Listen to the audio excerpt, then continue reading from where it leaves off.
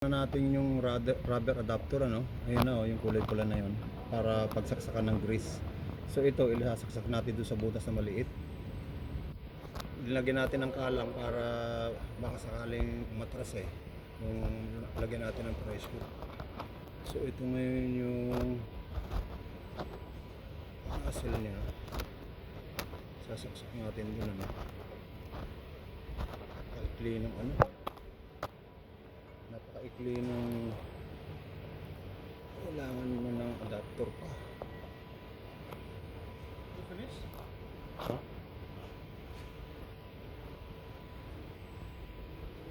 Okay, then ngayon i-press na natin yung grease. Tingnan natin kung papasok siya, ng reaction ng rubber doon sa loob.